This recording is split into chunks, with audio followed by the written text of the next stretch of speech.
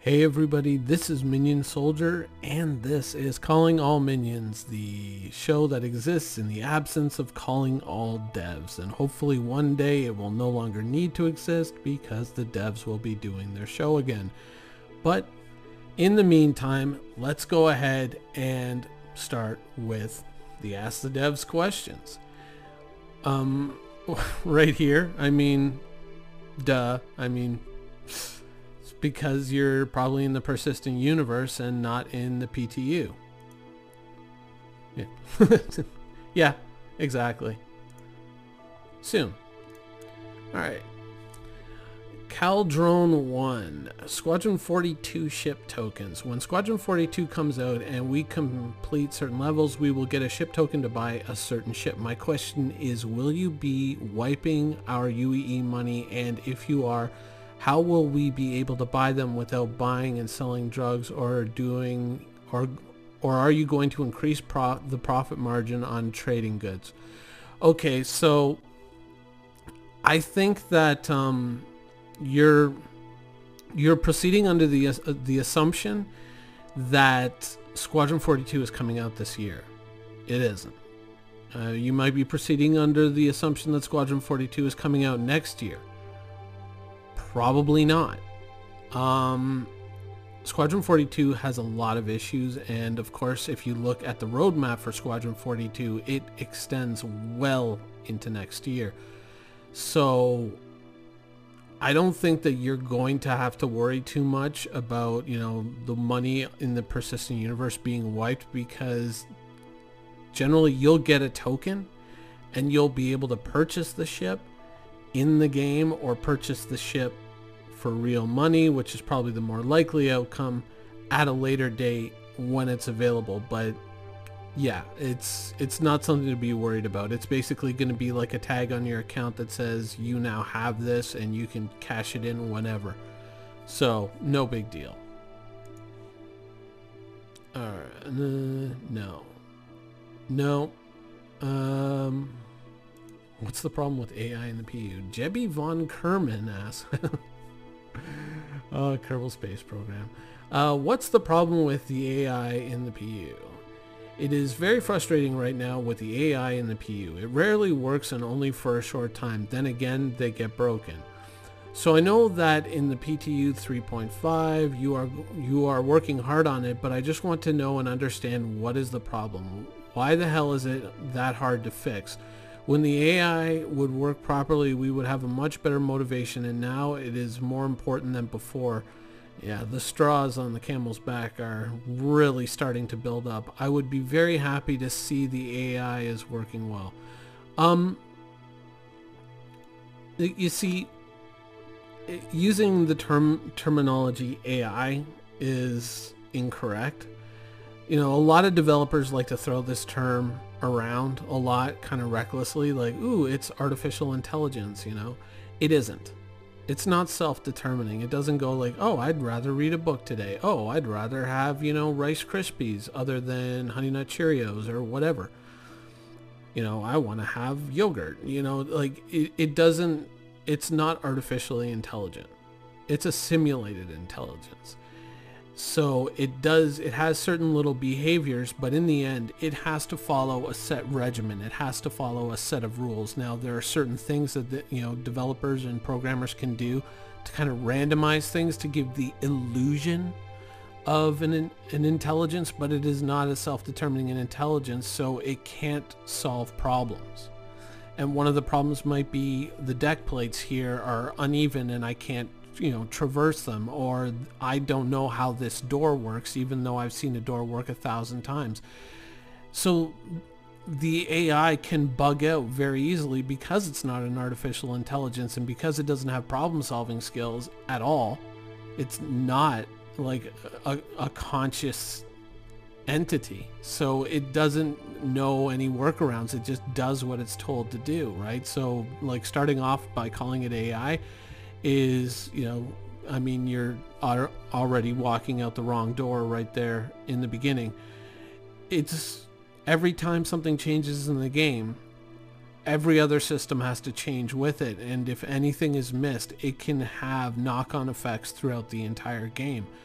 So that is why, the AI seems so, sketchy and crazy sometimes, is because the AI is probably sitting there thinking this is still 3.4 when it's actually 3.5 and something has been missed.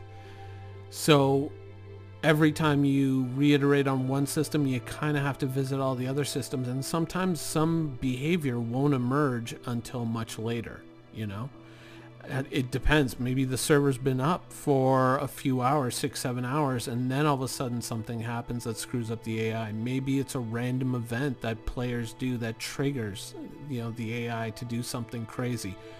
It's very hard to predict, and it's very hard to nail down. I mean, there are a lot of things that you could, technically take CIG to task for, but this is kind of, it's just normal. It's completely normal for things to be this screwed up, especially with a game this complex. It'll settle down in time, but, time is kind of one of the things that's kind of working against all of us here.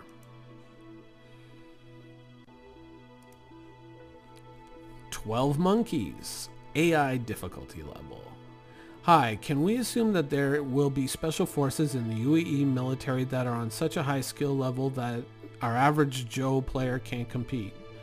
Don't get me wrong, I like the idea. They just have to be rare. I could imagine NPCs that can run faster and longer than most players and actually shoot like a real Navy SEAL. If not better to do due to better technology, or an NPC pilot ass that can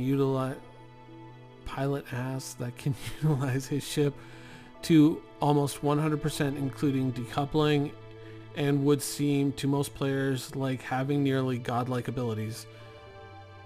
Just imagine a well-trained group of pirate dogfighters that get intercepted by a well-known elite squadron and shit their pants while they get disassembled one by one." Okay, so you have to understand that with a computer, you can do things that players can't, right?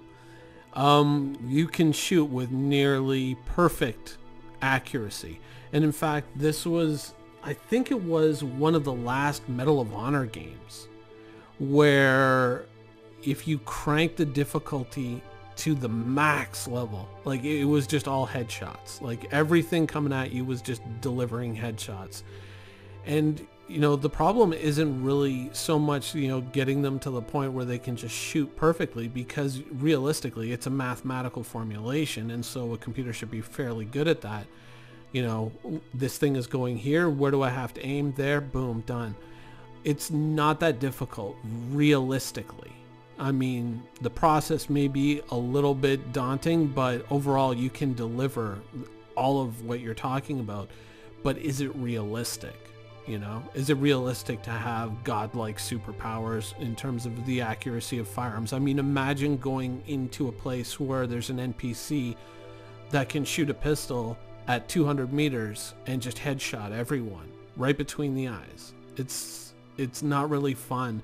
There's a really weird balance point, and it differs for, many different groups of players, where certain difficulty levels just become too much, and having something like this out there that's just a little too dialed up can be a bit of a problem. Because one of the things in Star Citizen that a lot of people seemingly keep forgetting is the fact that Star Citizen involves the potential for asset loss. It involves the potential for character death. And it may seem like a good idea on paper, but the idea of going into a game with your ship and, all, your belongings in the back of your ship, everything on your back out in the world all alone, and then some NPC flies by and zip, zip, zip, 3 shots and you're dead because he's got perfect accuracy. A lot of people are not going to find that fun. So can you do something like this? Yes, you can. Should you? Probably not.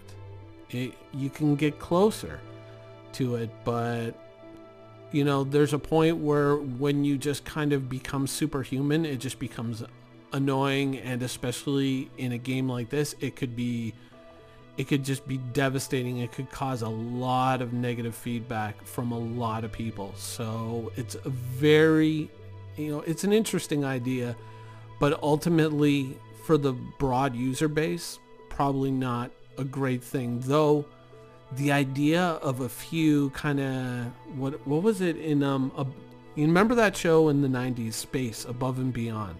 And they had that one episode where, there was that one Chig pilot who was just crazy good. Chiggy von Richthofen is what they called him. The idea that there could be a few enemies lurking out there in the universe that are just ultra good and you've got to be like super on your game to take down, I like that idea, but something like a whole squadron of them, not really. Though a few legendary ace pilots would be more than welcome, I think.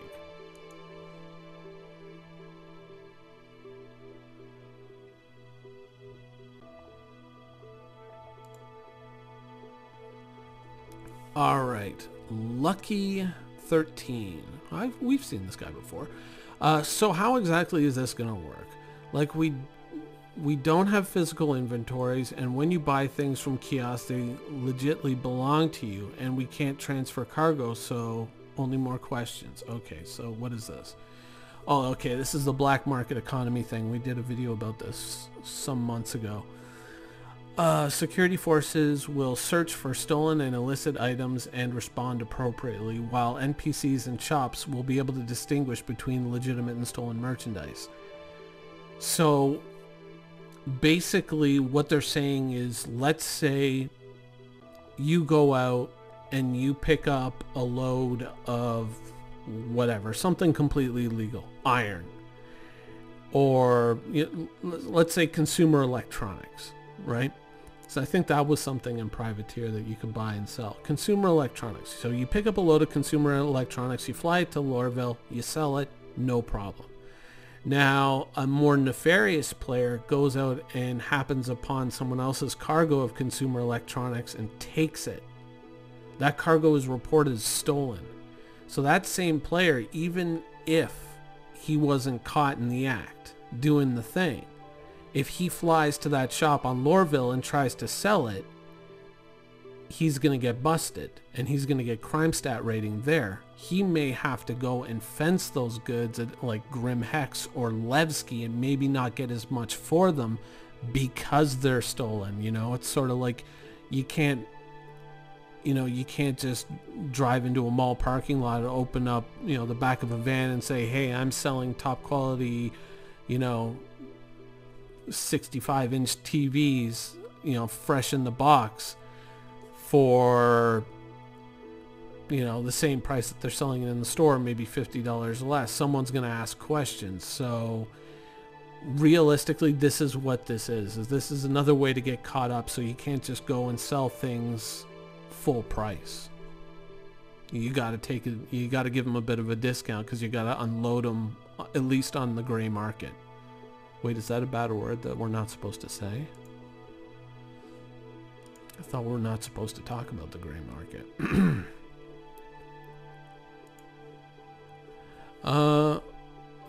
Vandul Veronica Vero. Triple V. How many people live on ArcCorp? A lot.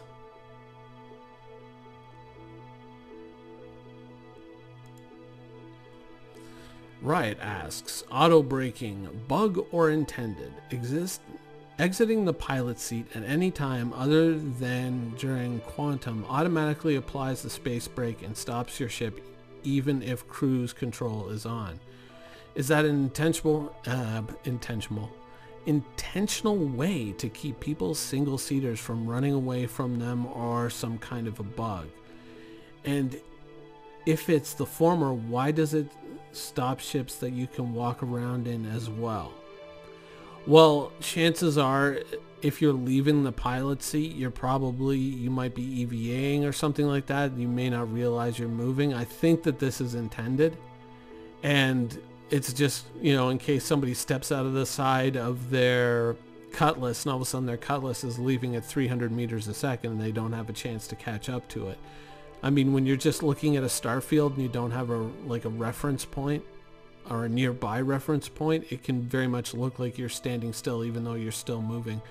So chances are that this is intended, and it's just kind of like a convenience thing. I mean, if you're flying your ship, you should be flying your ship to the destination and probably not getting up out of the pilot's seat unless someone else is going to take over.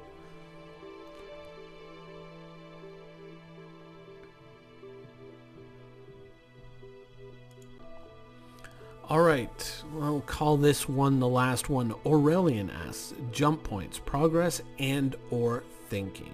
I was curious as to where you guys are at concerning jump points. Is it still something that is just in concept, or do you guys have a working model? No, they don't. Of how the jump point system will work.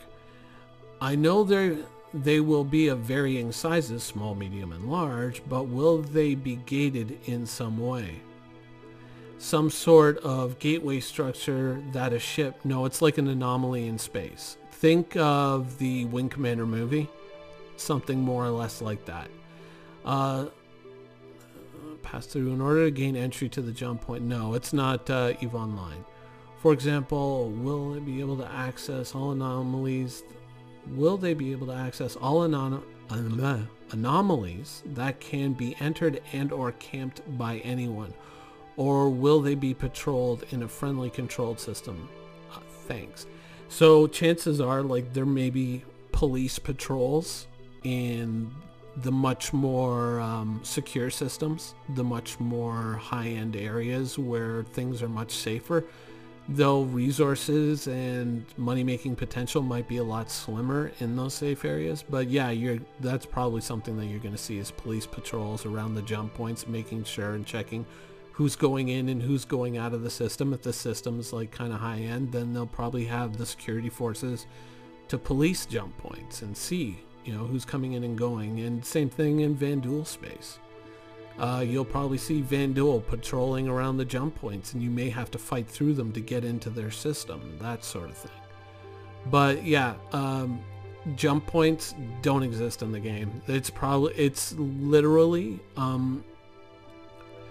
though it will obviously be visually different, it is literally no different than a portal in World of Warcraft that you go into a town and you click on and it takes you to another place. It is just an area where you go and then you're all of a sudden enabled with another ability that allows you to transit from one location to another. It's nothing beyond that.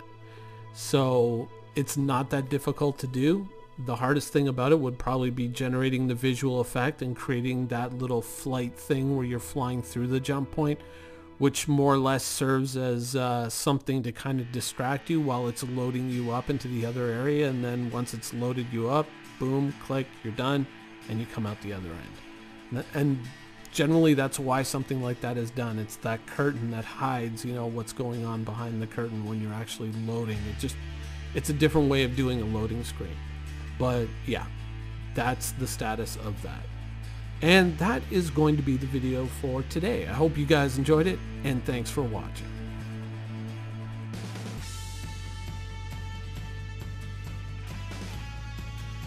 Thank you for watching. So if you want to keep up with the latest and greatest in Star Citizen and Squadron 42's development, please follow us on our social media channels. See you soon.